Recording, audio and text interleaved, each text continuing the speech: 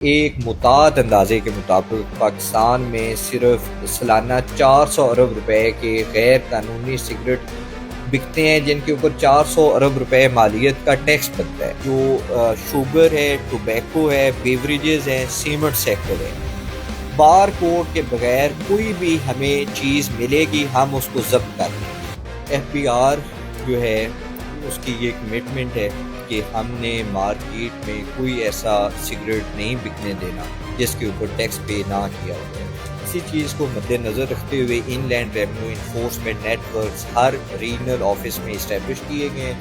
اس کا الگ سے اپنا سٹاف ہے، کوارڈینیٹرز ہیں، آفیسرز ہیں، جو کہ 24 گھنٹے اس کام میں لگے رہتے ہیں کہ جو غیر قانونی فروخت ہے سگریٹوں کی اس کو روکا جا سکے۔ تو اس چیز کو روکنے کے لیے، اسٹیٹ کے ریونیو کو پروٹیکٹ کرنے کے لیے ہم نے یہ کارروائی کی۔ اس میں ہمیں 3 ماہ لگے، ہماری کاوش 3 ماہ پہ مشتمل تھی، اور یہ آپریشن جو ہے 15 گھنٹے پہ مشتمل تھا، جس میں جو اسمگلرز تھے، قانون شکن عناصر تھے۔